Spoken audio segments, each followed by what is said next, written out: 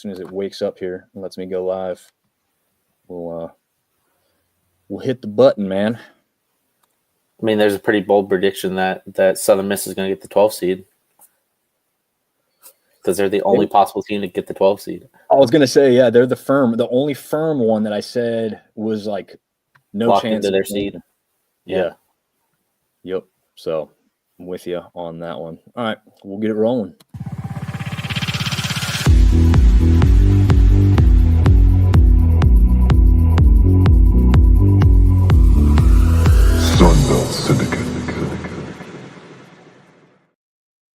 What's going on, everybody? Welcome into the Sun Belt Syndicate. We had a lot of homework to do for this one. I feel like, man, like figuring out who's going up, who's going down, what could happen if so-and-so wins or so-and-so loses, right? I mean, feels like work. I mean, yeah, but I guess that's the beauty of this new bracket. Yeah. I don't know if you saw the clip I put out earlier. I think I tagged you in it though, but someone on Twitter, and I don't know which account, so I'm apologizing to whatever account I don't know off the top of my head, but someone described it as the Mortal Kombat style tournament, which is I did see that clip. Yeah, because if you grew up playing video games, Mortal Kombat is a one-off. You know, you win, you move on, you lose, you're done, right? And a lot of people are very familiar with that. Also, shout out to ULM baseball staff. Hooked us up with some hats and some T-shirts. I know I've been doing a lot of App State stuff this week with a baseball guest who was from App State. We did the football show last night that was app specific. I try not to be too much of a homer, trying to spread the love around, especially to those who showed it to us. So shout out to Coach Fed over there at ULM for hooking us up. I will gladly support some more Hawks gear, and we'll see what they can get done in this tournament. Unfortunately, not probably the highest hopes going in. Did you see the crowd the other night, Zach? Yeah, like 50 people. They reported like 1,500 too, which is really interesting. Yeah, I saw. I guess did you see it from the JMU side of things? Because that's the when they were running out the tunnel. Yeah, I was like, what the quote said, we're gonna have to bring our own energy tonight. It's like, yikes, that's a little rough, but also probably true. Resident A-State fan Ben James making his presence known. What's up, Ben?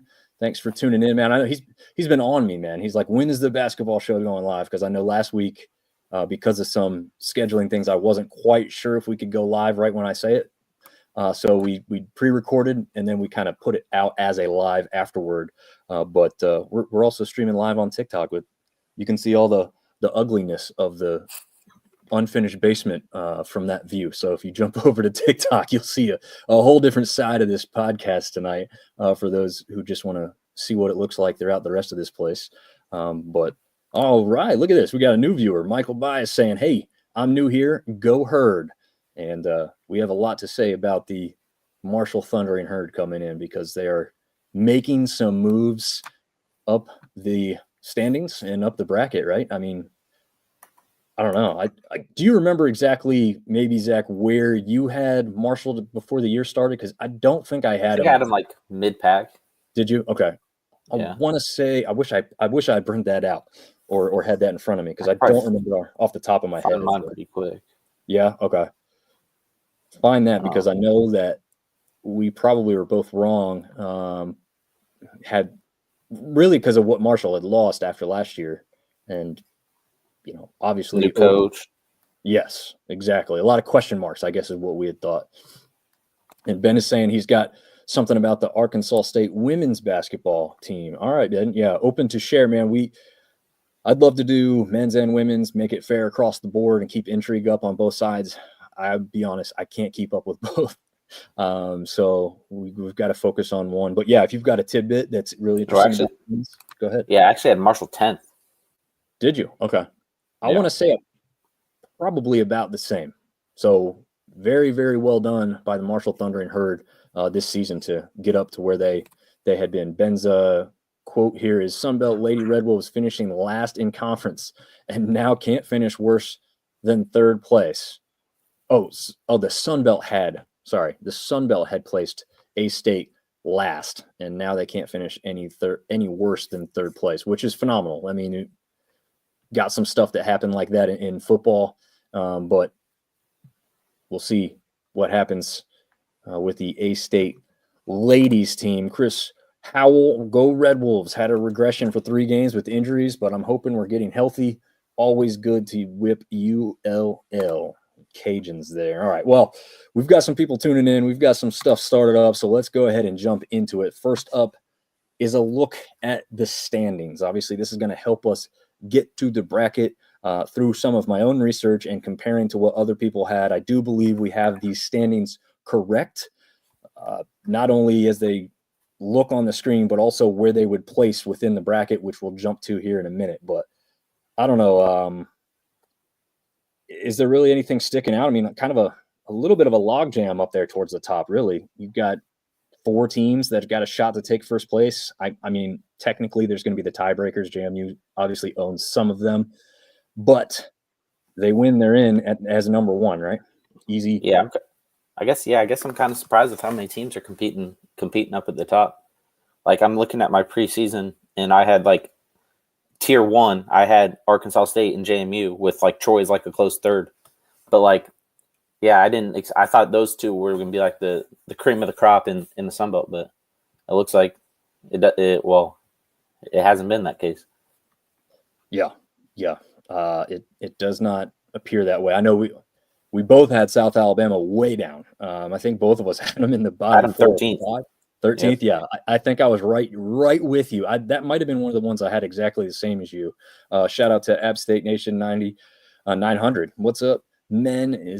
That's Neil, good buddy that sends some messages in the background, tuning in over on Instagram. So I've got those comments running live tonight. I've got TikTok over here behind me, so I can't really see those. It's a small screen, so it's hard to see those ones there. But South Alabama, certainly the surprise team. I took a chance. We can all laugh now, right? I took a chance on ULM being kind of a surprise team. Didn't work out so well, right, Zach? Yeah, that was the team that, you had them as like your like sleeper in the conference. Yeah, I had them last by like a mile. Yeah, you look like the smarter one there. I probably should have just listened to your intuition on those guys. Well, there's some teams in here that I definitely was not too smart about. Yeah, well, some of them are a little rough, like you said. I mean, it's hard to always predict when you've got a new coach and a ton of new players, right? We've seen it in football. We've seen it on a couple basketball teams as well. You can flip a team from like worst to first. I mean, the best example for football is Arizona State, right? They came in a little bit of an unknown this year. Picked last by the conference and the coaches before the season started, and guess what? Ended up in the 12-team playoff. So we're not the only ones that have a little funny look. There's some experts out there for football that didn't know what they were talking about either. So sometimes you hit, sometimes you miss. One that's fallen off a little bit here is App State. I'm kind of surprised that they're now 10-7 after what they look like. I mean, they could have been battling for the first spot a week and a half ago, I feel like, right? Yeah, I think they just rely on 2 players way too much. Like, they don't have like a consistent third guy like stepping up for them. It's pretty much all Tate and Huntley. Yeah, no doubt about it. Neil's brought that up too, and Neil's saying Marshall looks solid. No great presence at center, but pretty good. Yeah, I got a nice stat for that, and why I'm probably leaning towards the Marshall side of things for this last matchup was just unfortunate for some App fans to hear, but that's just how I feel at this point. Only one thing I noticed, Red Wolves haven't lost 10-plus games right now. The only team in the conference under double-digit losses. Only by 1 to the 3 teams technically above them due to tiebreakers. But yes, they are the only team with a single digit in the loss column. So that is a little bit of an interesting fact there, Ben. Sun Belt Conference should definitely get a couple of bids to the tournament instead of 1. Ooh, Zach, I'm going to say I disagree with that, actually. What do you think? Okay. Not this year, no. Yeah. I don't. In previous years, maybe. I was going to say, last year with App State and JMU. And then 2 years ago, I think it was Southern Miss and Louisiana. Yeah, because Louisiana made the big dance and almost took Tennessee to the brink. Yeah, but in terms of like regular season, I think it was Southern Miss and Marshall, I think, in terms of regular season, who were like 2 like really good teams. And then Louisiana kind of came in like out of nowhere as like the 3rd or 4th seed and won it. But yeah, in those years, maybe two teams, but not this year. Yeah, I'm just not sure. If A-State had lived up to expectation, and obviously they're tied for second, one game out of first, so it's not like they're bad. But I think a lot of people expected A-State to be like, I don't know. Zach, what do you think? I thought like 4 or 5 loss team maybe at the most. Yeah, I mean they beat Memphis. Yeah. That's a top 20 team, top 15 team. There you go. There's Ben's comment. Red Wolves have the only AP top 25 win versus Memphis. Yeah. Oh, I have the stats in front of me. Here's one reason you're not going to get a lot of respect nationally for the Sun Belt getting more than one berth. That was the only win versus a ranked opponent. The conference went 0 for the rest of the way. In fact, A-State lost another game to another ranked team. So that's 3, 4, 5, 6, 7, 8, 9. 0 for 9 versus ranked opponents. Now, some of those ranked games were against our lesser teams, and they're not going to be likely to be victories, but a tough look when you're trying to gauge and position yourself for national prominence. Plus, Zach, what did we just review the other week? The Sun Belt MAC Challenge. How did that end up? We didn't dominate the Sun Belt MAC 12 and 12. If you want a 2-bid league, if you want more than one team in, you've got to prove against another conference head-to-head that you are far and away a little bit better, at least your top teams. And even that didn't happen, right? Yeah. Not good. Chris Al says, injuries all year severely suck. Yeah, I mean, that was not me saying A-State is a bad team. There was injuries, but with the depth that they had and the bench that they had, I still thought they could get it done even with some injuries. Even with the injuries, I still think they were deep enough and talented enough to be the best team in the conference. Yeah, absolutely agree. I do think, and they might still kind of technically be. You hear a big argument from JMU fans, and rightly so, because they are positioned in first place at the moment. But I think that would be another great matchup, a rematch of last year's championship game when it came down to the Sun Belt. So we'll see what happens there. Neil saying App has no third option for free throw shooting. Last year, too, not this year. No one impressive that came to Boone. So, as far as big time players who came in that could take over and dominate a game, it was the guys that are left over from last year. He's absolutely correct. They got some pieces that maybe some people expected to be very good. I think Babrin is one that you and I both, Zach, thought would come in and be pretty dominant down low for App State. And he's had some games, but like you said before, and Neil's saying now, it's not even really a third option for him as far as the scoring goes. So, Ben, with one more note before I move on to the bracket look, Red Wolves only lost by 9 to Alabama in the season, which obviously now it's not an ugly loss at all. So there's one that you can point to for how good A-State can be when they are on and shooting on all cylinders. He's playing WWE 2K24 while watching and listening. So we appreciate that, man. Multitasking. I can't do stuff like that, man. I got to be focused on one thing. Zach, are you a gamer? Yeah, I play games all the time. Nice, man. Are you good? Yeah. I mean, I don't try to be good. Like if I am good, like it just happens. I just do it to have fun with my friends. But nice. Well, hopefully we can have some fun with our friends here on the stream as we continue on. I like the interaction, man. I don't know. I guess it's because it's right near the end of the season. We got a lot been the most by far. Yeah, it's great, man. I love this. And I think too. We kind of push this too as a way to understand what's going on and get a better look at everything that's happening. I'm going to put this as full screen since it's a little bit smaller of a graphic. So here is what the current outlook would be. Again, pretty sure 90+% sure that I've got this correct, comparing notes to Craig Stevenson, Kara Ritchie, some of my own stuff, just double check some of their work. But I do believe we are all set with this. Now, having said that, that is the current right now, tonight outlook, and tomorrow night, this will obviously change in some aspects. Although we're going to get to the games and see how strongly we think. What did we say right before we went live? Is USM is the only one currently locked in a place and cannot move up or down, right? Yeah, I believe so. Yeah, so they will be the 12th seed after tomorrow night, no matter what happens the rest of the way. I think everybody else could move. Did Coastal and ULM go head-to-head all this year? Yeah, Coastal beat them. Okay. So Coastal would own the tiebreaker, but because they still have the same record, they could flip spots. So that one is still technically up for grab. And that could be a big difference, right? I mean, I guess you're asking yourself whether you'd like to play Southern Miss, or possibly ODU. Again, another game that could change. ODU, I think Georgia Southern and ODU could flip spots. Yes, because they're both with 7-10 records right now within the conference. So, yeah, so much that could be changing. But let's go back to you. You a couple weeks ago, a week or two ago, you were talking about Coastal making a run. With this current setup, do you still feel as confident as matching up against, I don't know, the Cajuns or Georgia State earlier, if you get by Southern Miss, if that's who you even play, or, you know, if you end up on the other side of the bracket? Give me your thoughts there between those two starts that you could have. I mean, yeah, obviously we beat Southern Miss in Southern Miss by 9, I believe, but up double digits most of the game. So I think that's the ideal matchup if, it comes down to it. It's either going to be, I think,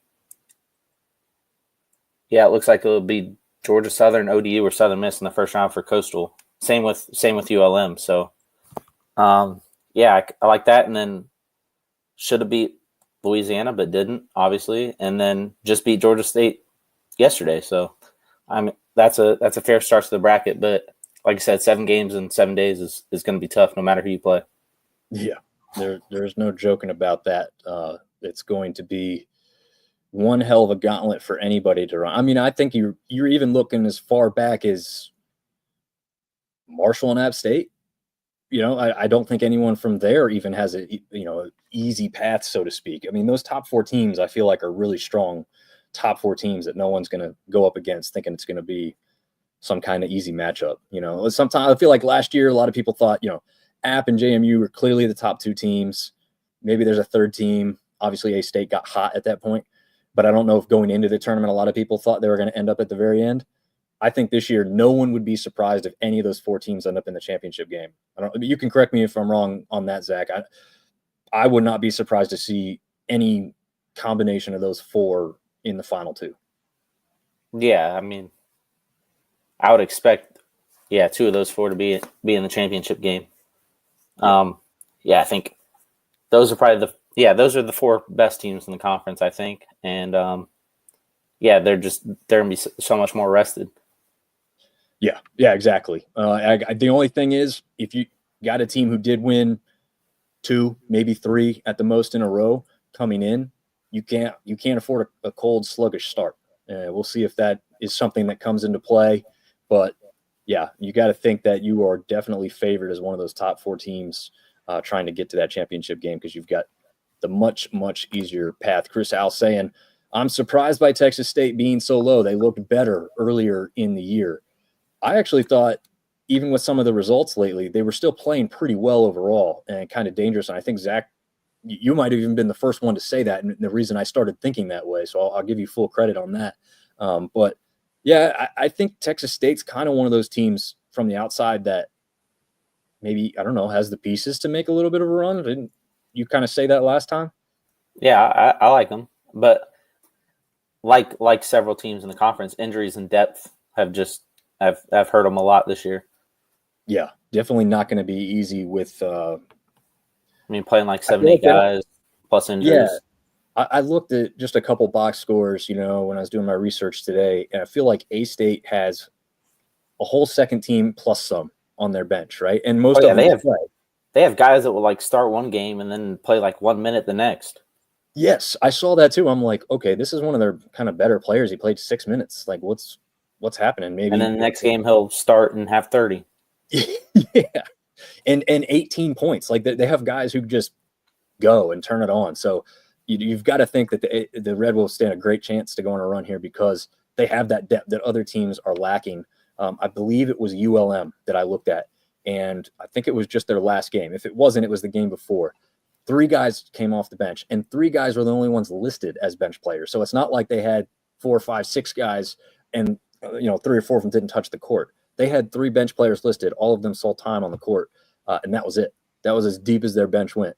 Now, I'm not familiar with the ins and outs of the ULM program at the moment, if they've got 3 or 4 guys injured, but it's going to be hard to compete in a tournament, regular season too, but specifically a tournament where you're playing that many straight games with no bench. And I think that's what the Warhawks would be battling. Yeah, later, you see teams across the country do it all the time. Like the later they get in the year, they kind of shorten the bench just to get the best players on the court as much as possible. But like, I mean, it's kind of hard when you have 7, 8 guys from the start of the year, and then like you can't shorten the bench at all. And those 8 guys are playing all the minutes all year, so that's hard to do. And then plus in a tournament like this, you're gonna need some guys deep in the bench that step up. Yeah, absolutely. You can't just hope that your starting 5 get it done, because there's a reason that they give 6 Man of the Year awards, right? Because those guys are vitally important to the success of a basketball team. So a couple other quick notes. JMU, 5-game win streak. Okay, so they keep that rolling and they turn it into more. They only have to turn it into really 1 or 2 more and end up in a championship game, though. So again, there's the advantage to being so good throughout the regular season. And I think that's important, right? They talk all the time about not rewarding the teams for having a good regular season. This may be the most rewarding conference tournament there is. Do you know anyone who does it like this, Zach, besides the Sun Belt? Is there any other tournament that does it this way? What is it? The one with Gonzaga in it. The WCC, I think. Yeah, yeah, I think you're right. Yeah, they do it like this. I'm pretty sure. They just don't have as many teams. Maybe is that? Yeah, they have like 8 or 10. Okay. So that makes more sense, because people are just saying the gauntlet. I almost want to see one team run at least a little bit of a way, because I think like nationally people would start trying to. Yeah, it'd definitely get attention on the conference if a team like in the bottom 4 makes it to Arkansas State or Troy or something.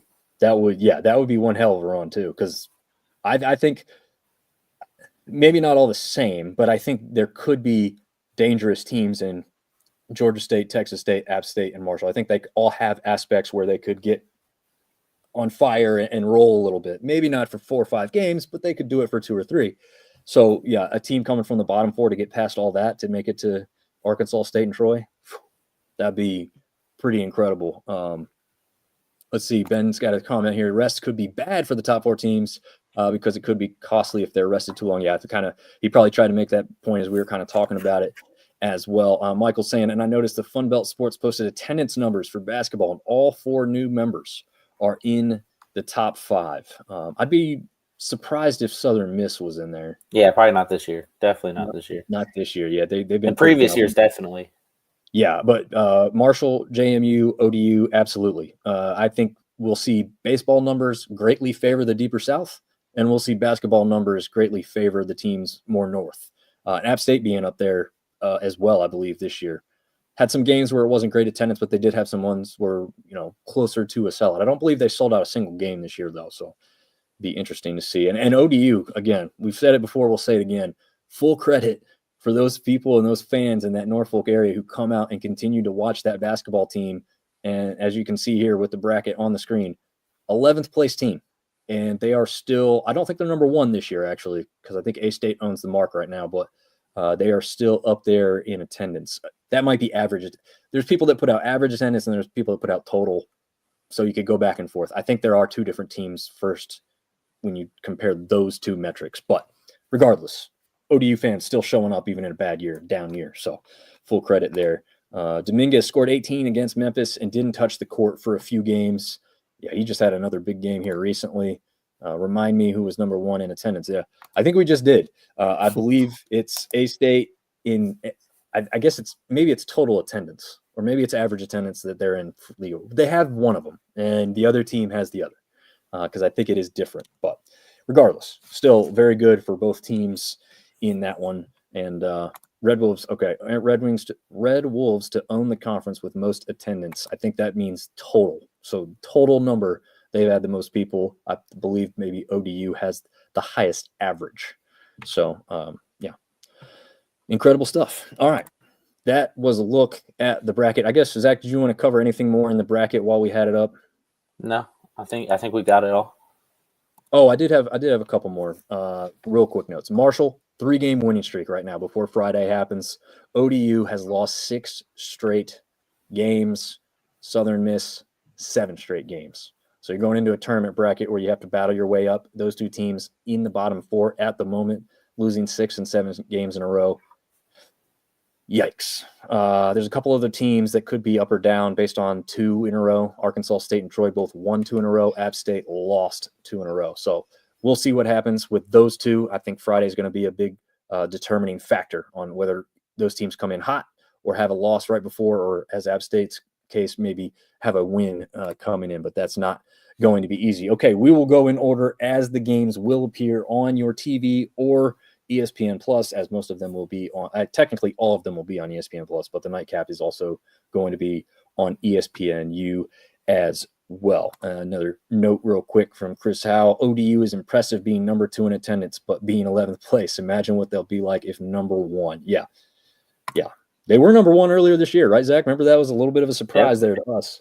Terrible outside of the conference to start the year, but they owned the conference early, and then it got a little tougher for them.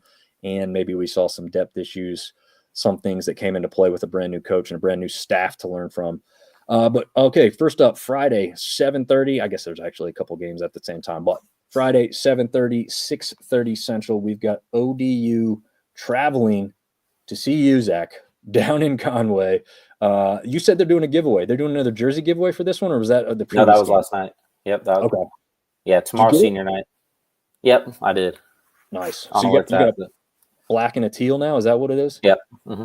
Nice. That is, I think, we were talking about it off screen last time. That is a pretty damn cool promotion. I don't think I've ever been to any college basketball game where they were literally giving out jerseys. So that's great stuff to hear from Coastal, and pretty awesome for the fans, specifically the students, because they're the ones you want to get to the games. Was people still taking them and not heading in, though? Yeah, but I mean, yesterday there was a little less people, just because there's like a bunch of like intramural sports and like clubs doing stuff. So not as many kids showing up yesterday's to the other jersey giveaway. Gotcha. Okay. Makes sense. All right. So I'll start it off. Prediction time, right? We'll go quickly into that instead of breaking this down. Coastal's home record sits at 6-7. Not great. Okay. But hovering right there around 500. ODU's road record, just 4-7 on the year. So that's not going to do them any favors, right? 7-10 in the conference overall, 11th place versus 13th place. These teams cannot switch positions here, but both teams could move with the right result in their favor. Coastal can't move up; they can only move down. And then I guess that's ODU true. Can't move down; they can only move up. So there you go. I think if Coastal wins, it's locked in as the 11th and the 13th. Okay. That would make sense. Well, I've got ODU averaging just over 72 points a game in that 6-game stretch that they've been losing on, allowing almost 82. So you're looking at a 10-point margin right there. Over that same stretch, Coastal Carolina only scoring 67.5, but they've only allowed 73.3. So I think this one's going to come down to a little bit better and a little bit more important defensive play. And Zach, you've said if Coastal's playing their game, they want to play the defensive side of the ball. They want to win that aspect, and then hopefully, do just enough to outscore the other team. I'm going to predict Coastal does that, especially here on senior night. Let's go to your prediction, because you'll be in attendance for this one. So what do you think is going to happen?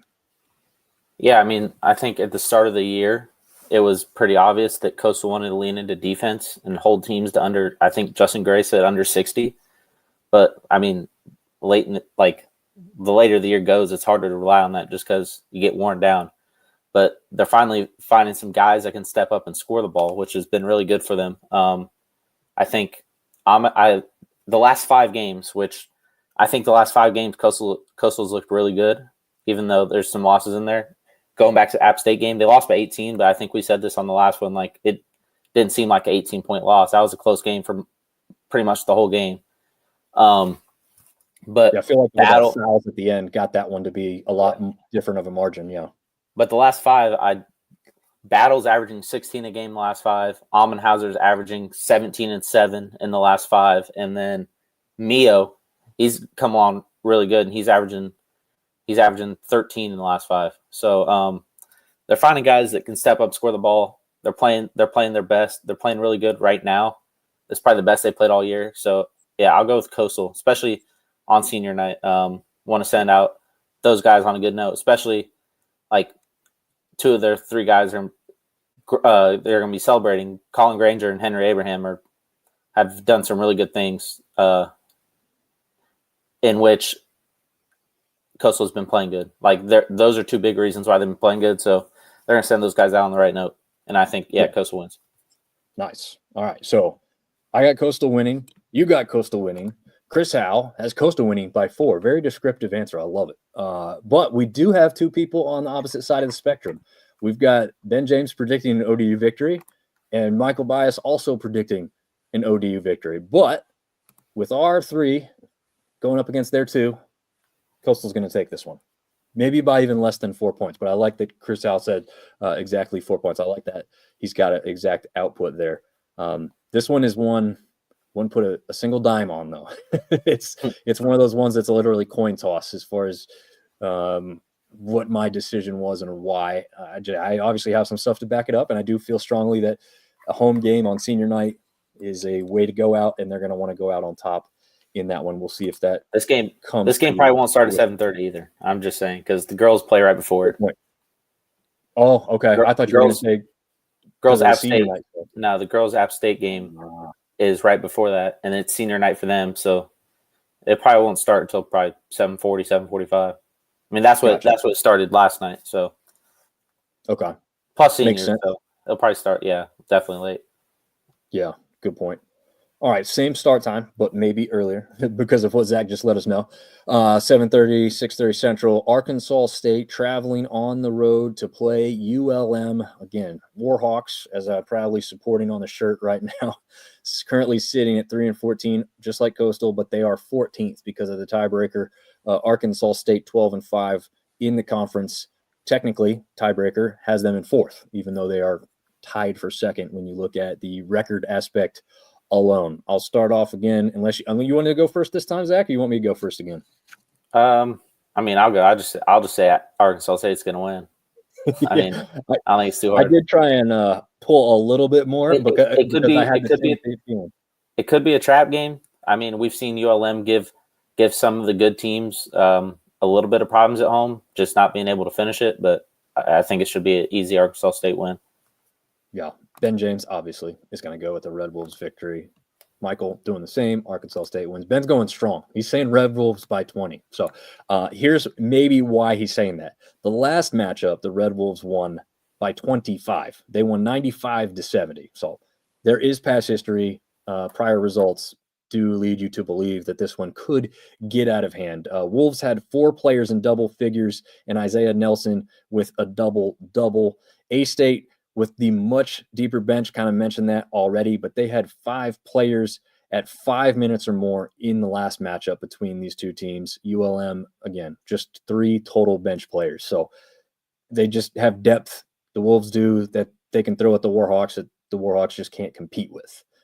Plain and simple. There's a reason this one team's up at the top and one team's down towards the bottom. So, yeah, I don't think this one's hard to predict or believe is going to go one way or another. This one I definitely have stronger feelings on. A-State takes that one. It could even turn into a laugher. Hopefully not for the competitive nature of the conference, but prior history leads us to believe that one could get out of hand. Okay, Friday night, 8 Eastern, 7 Central this time, as JMU travels to San Marcos to play Texas State. Again, JMU, first place, 13-4 in conference. Texas State sitting in 7th due to tiebreakers at 8 and 9. I guess I'll start quickly on this one. I've got the Dukes winning it, but there's only one matchup between the two, obviously. This is the second one. Excuse me. I misread that. This is the only matchup between these two teams. They did not match up twice this year. This will be it.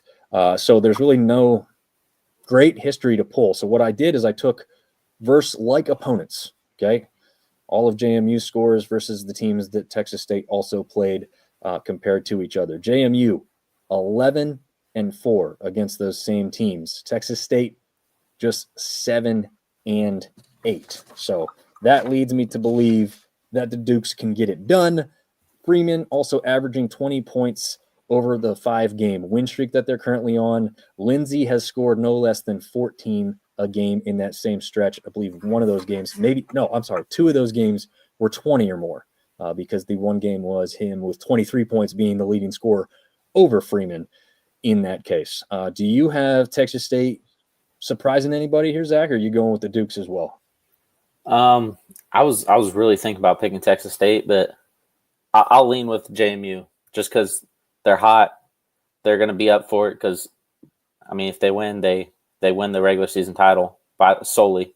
So, yeah, I'll lean JMU, but I wouldn't be surprised if Texas State pulls one off.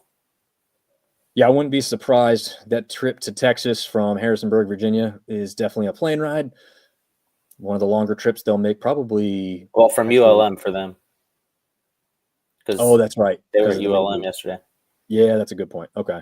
So not as bad. But now you do have to say that they've continued to be on the road. So still maybe a little bit of an aspect of what could be at play. But you're right. They're battling for first place overall. They know what that seed means, because technically if they get into tiebreakers, they could end up all the way down in 4th place.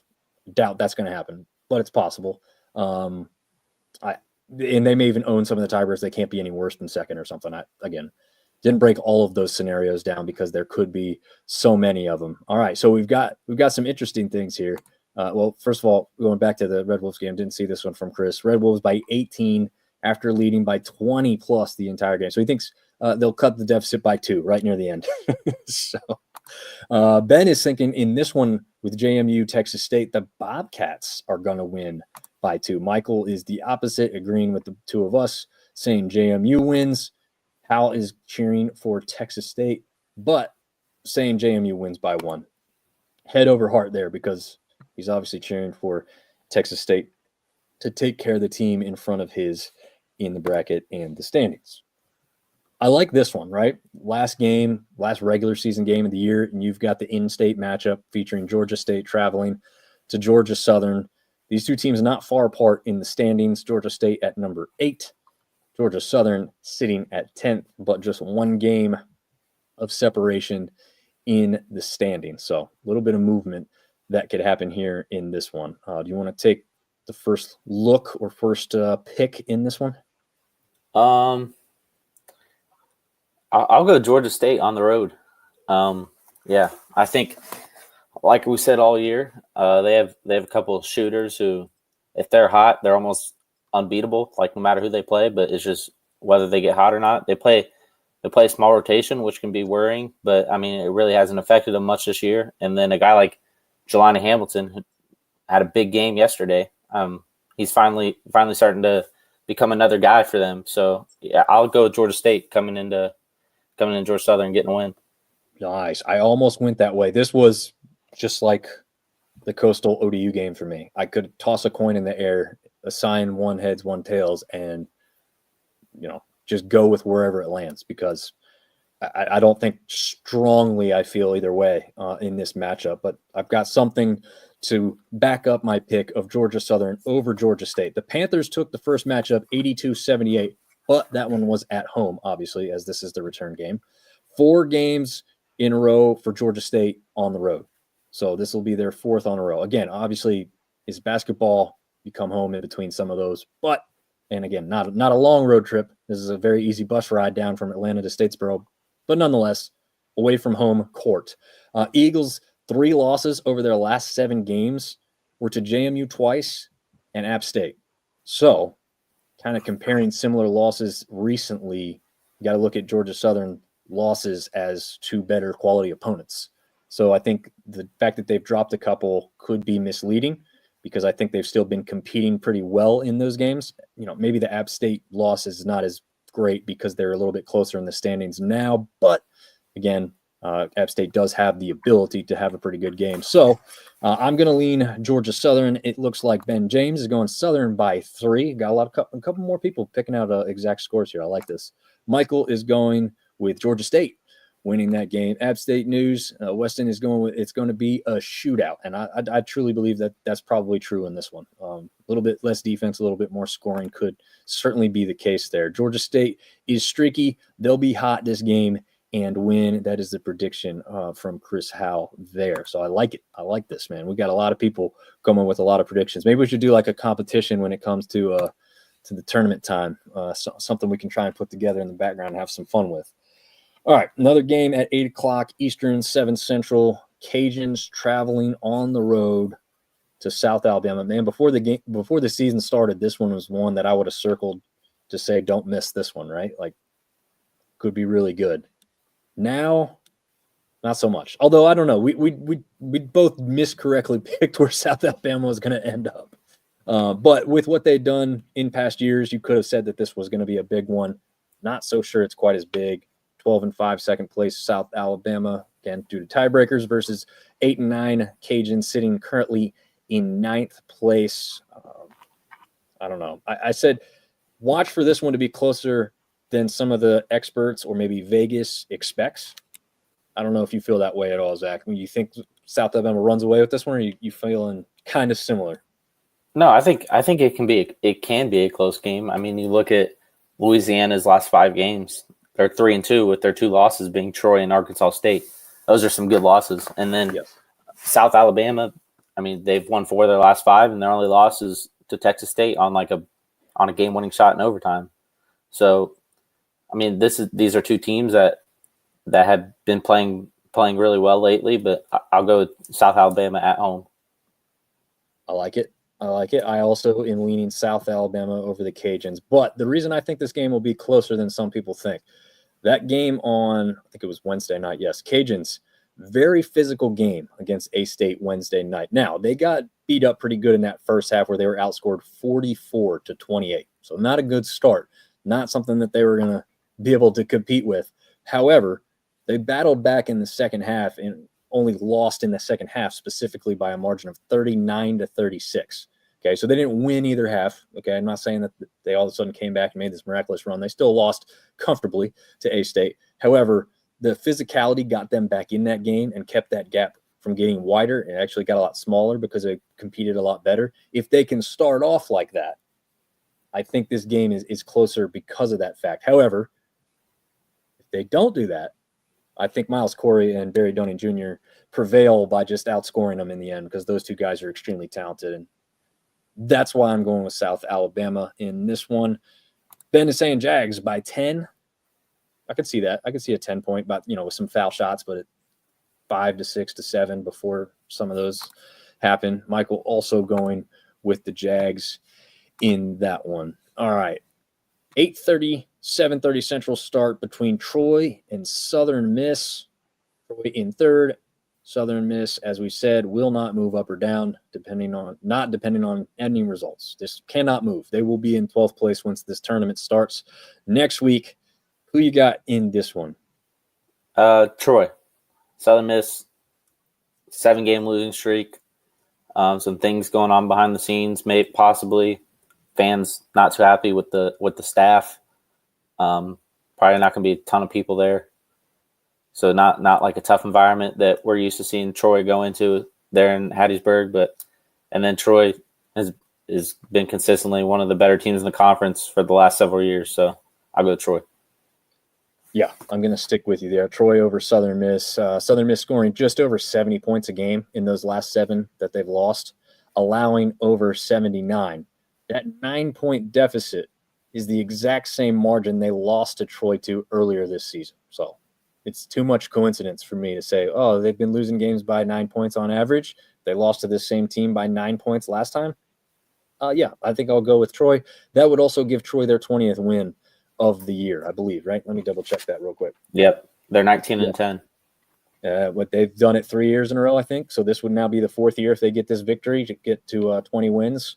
Doesn't necessarily get you a tournament representation or a postseason bid anywhere, but still something to hang your hat on because it's hard to win 20 that many years in a row. Again, like you said, Curbelo kicked off the team.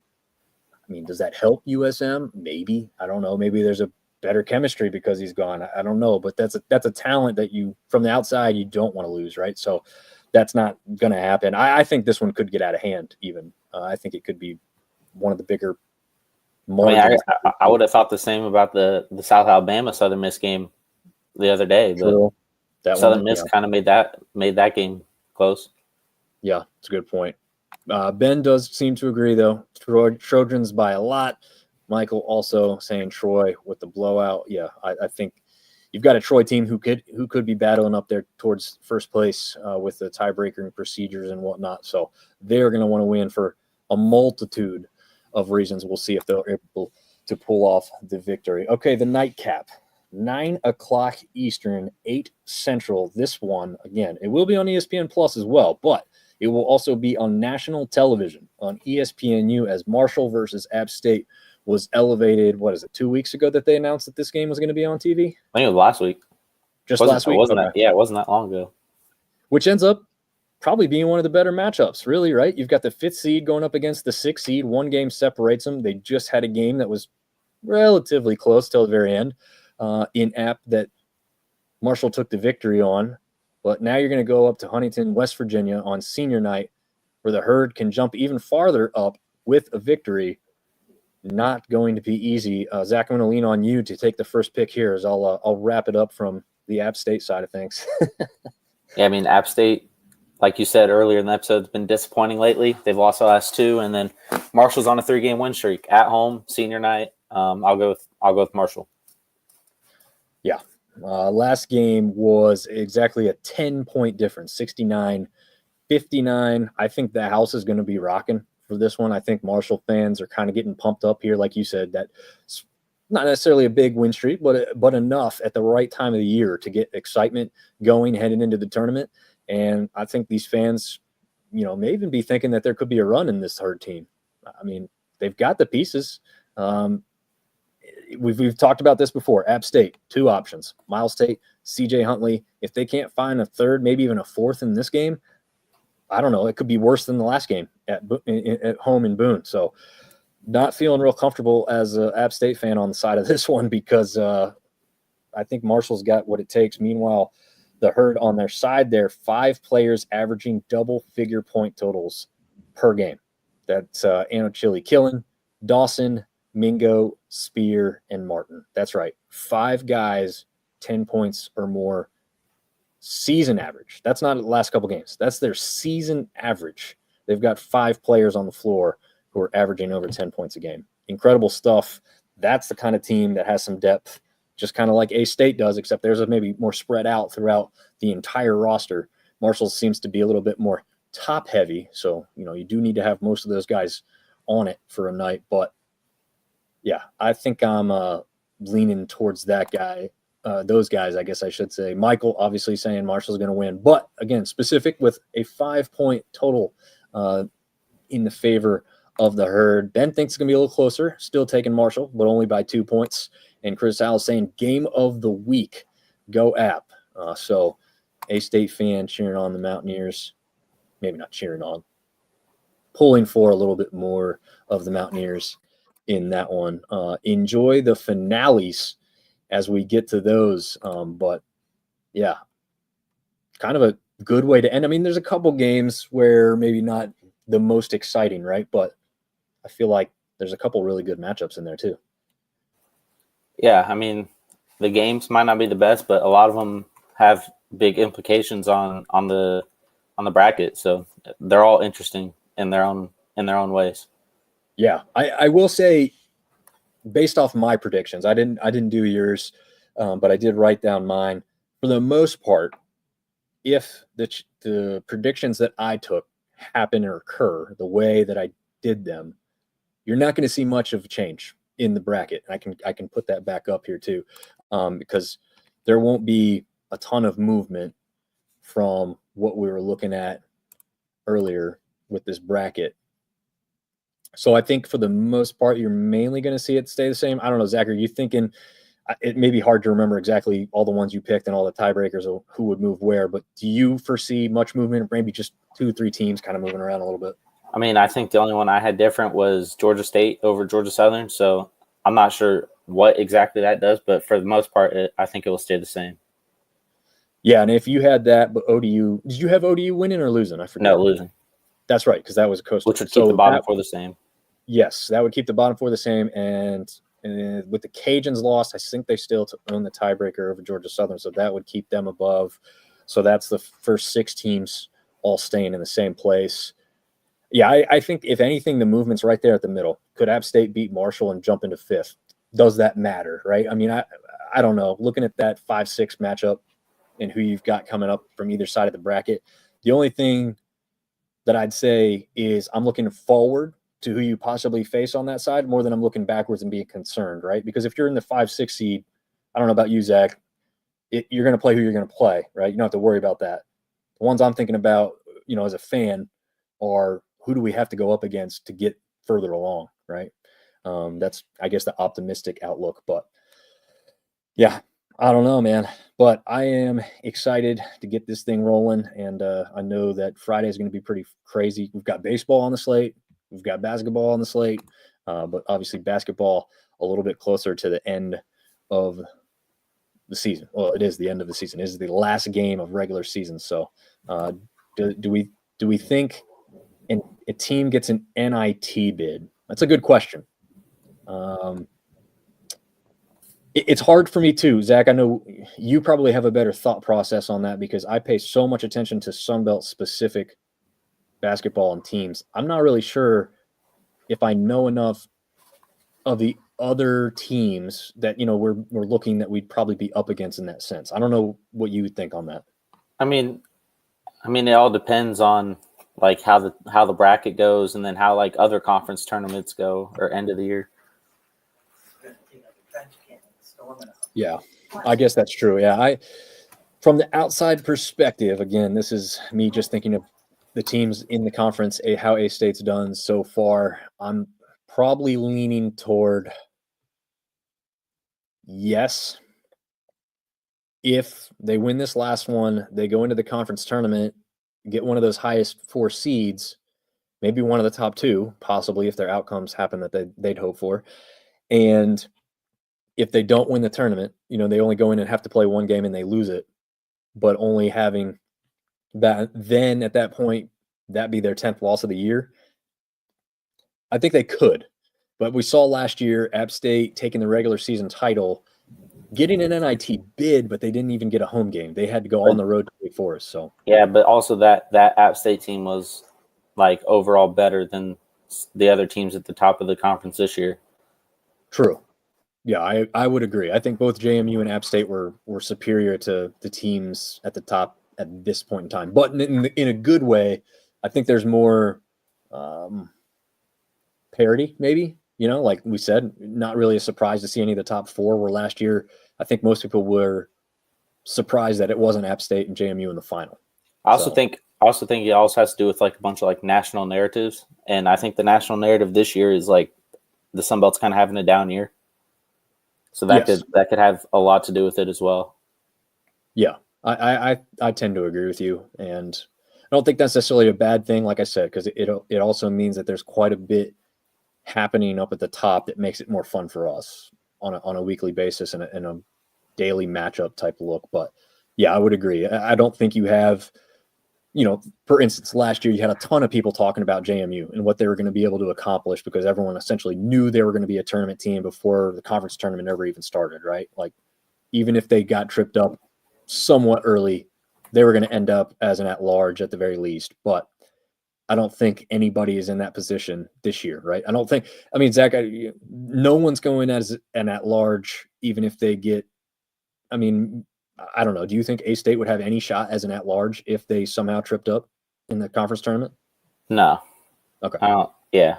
I think, their out of conference or their in conference was just too bad, I think. If they would have the same out of conference resume, like losing on the road to Alabama in a close game and then beating Memphis on the road, and then coming in and dominating the Sun Belt, losing maybe like one game, and then losing in the championship game, maybe. Yeah. But like with 9 losses, with a lot of those being in the Sun Belt, I don't see that happening. Yeah, I tend to agree with you. I don't think national prominence, like if you go see, I think you follow him too, the T3 bracketology guy on Twitter. You follow that guy?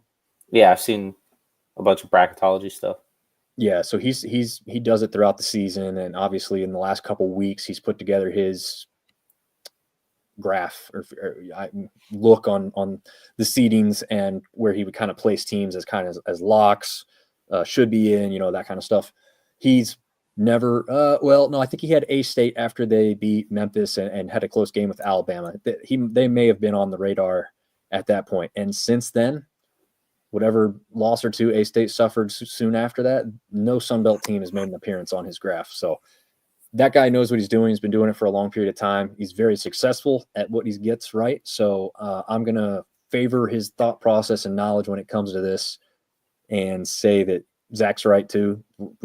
There's no shot as anybody getting that large bid. And the only one that we'd even put at the list at all is A-State, right? I mean, there's not even anybody else who's close. I mean, maybe JMU is, but also I think the loss of the Pac-12 has hurt mid-majors in the sense of getting an at-large bid because it's made the Power 5 stronger. Yeah, that's a good point. Which makes their resumes much better, even if their record might be a lot worse. Their resume is a lot better because they're playing better teams because there's more teams in their conference. Yeah, that's a very good point, especially for a team like or teams in the Big Ten specifically. I don't know if the additions in the ACC were all that strong basketball wise. Do you? I mean, I think that the additions in the ACC are all at the bottom. I think is what I had seen.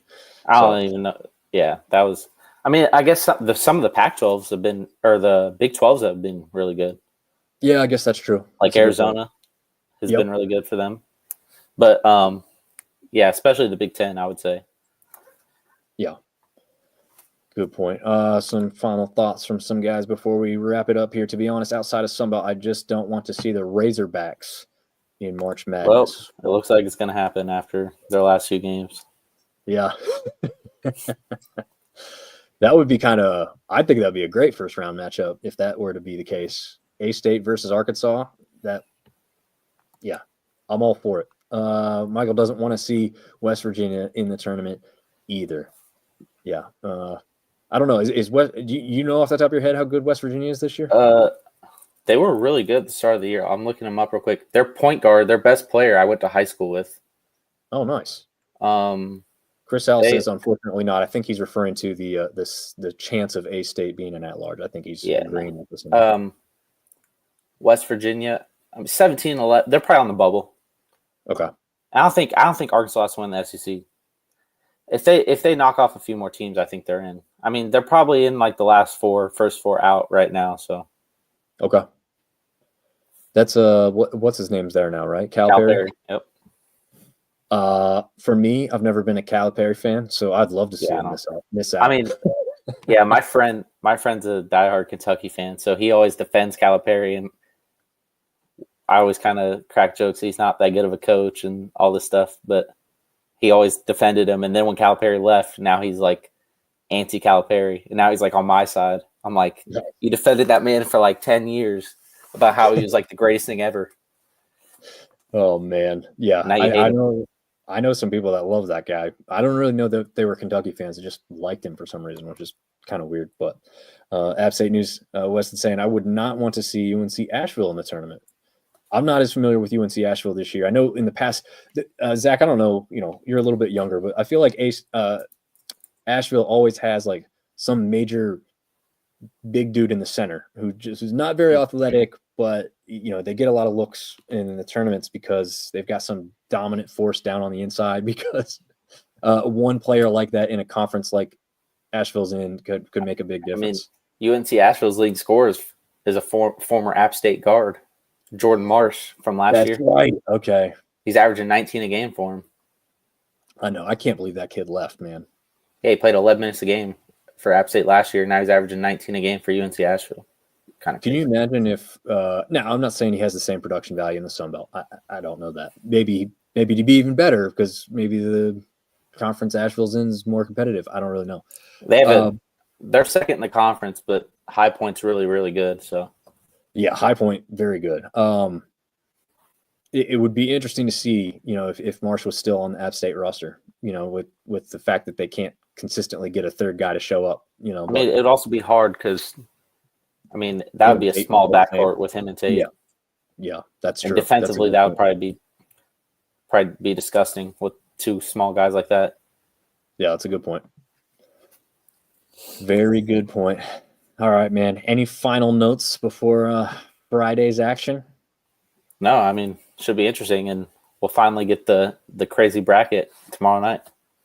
Yeah, man, I'm excited to see what it looks like in the end. I don't foresee a ton of movement, but maybe some crazy stuff happens, and some people. I think the most spots though that any one team can jump is 3. It's not going to get any crazier than that. I mean, no matter what happens, the bracket's going to go viral on Twitter. So yes, that's true. That's a good point. And I believe, hours before that, the football schedules will all come out. So it's going to be a big day for the Sun Belt tomorrow. I didn't know that. I mean, I've seen a lot of the football schedule, like the not confirmed, but I didn't know that they came out tomorrow. Like is it like the official like dates for the conference? It'll be I believe, mostly the weeks that they'll play the teams. Okay. Yeah. Confirmed. The weekday games I think will be confirmed. None of the times will be assigned yet. So if you have a Thursday matchup with Coastal and App State, you're going to know it tomorrow, kind of thing. I mean, yeah. It probably won't be it might not be a Thursday, but it'll definitely be a weekday game. Yeah, I'm thinking so. That one's been routinely weekday for the last just so they can get on ESPN. Yep, main ESPN, but sometimes it's on like a Tuesday. It's just weird. Yeah, I hate Tuesday. Wednesday games are weird. Thursday games, totally fine with. I feel like that works, but yeah. Ben wants a March Madness show. We will definitely be doing a March Madness show. No matter who makes it out of the Sun Belt, we will be heavily focused on that one team going into tournament time. And that's going to take a whole lot of extra homework, right, Zach? I mean, really, you're just looking at 2 teams, but you probably want to have an idea of what could happen ahead of them and all that stuff as well. But we'll have to see. Michael's saying Sun Belt football is going to be fun, especially seeing the new Marshall team this year. Excuse me. Better watch out for the shots. Yeah, this place rolling. I think there's going to be a ton of parity, man. App State is totally. We just previewed them last night. I want to preview more teams too, so we'll see if we can get that. It'll be interesting year in football. Yeah, absolutely. A lot of make or break years. I feel like. Here we go. Maybe some breaking news. Watch for Coastal at App being a Tuesday night game. I would hate that. I wouldn't be surprised. For Sunbelt TV, it might be good, but for fans to make the game, I don't like it. App State will still sell it out, I feel like, but it's going to be rough for the fans, especially me, who's 3 hours each direction to go to a Tuesday night game. But I've done it. I've gone down to Coastal and back in one night before. It's 6 hours round trip, but it can be done. Just not a whole lot of fun the next day at work. Chris, we just want to hang on to our coach for another year and keep next year's signing class. I don't foresee the coach going anywhere, but I've been wrong before, so we'll have to see. Just sign that big extension. I know that doesn't necessarily mean much because somebody could come in and pull a Calipari and offer him crazy money, but I don't know. I don't know if I see that just yet. I think maybe some people may want to see a little bit more from him specifically before he would get some kind of crazy big offer. Thoughts on UConn and Kansas in basketball? They're both early exits. Oh, okay. There you go. I was going to say Zach's going to be your man on that question because that's not a me question. I have not watched enough other basketball this year to know that. They're both early exits, I think. Okay, I'm going to remember that for my bracket, Zach. You better not vote me in the wrong direction. And Ben wants us to watch out for A-State in football. I thought A-State was going to be team to be messed with this year, but unfortunately that was not the case for them. But they have some talent, so we'll see if they can get it done. All right, I think that finally wraps it up for us. Just over an hour tonight. Hopefully that was enough coverage, but not too long, and we will get you all wrapped up. I am on vacation away from home next week, so we won't have one late next week. If we do one, maybe, Zach, we can record or do a live shortly after the bracket comes out. Not Friday night, not Saturday night, probably. Maybe Sunday night. We'll see. We'll be in touch about that. When we know that, we will share that across the Twitterverse and whatnot and see you guys here on the next stream. But, Zach, any last words before we jump out of here? Nope. All right. See you guys next time. Appreciate it.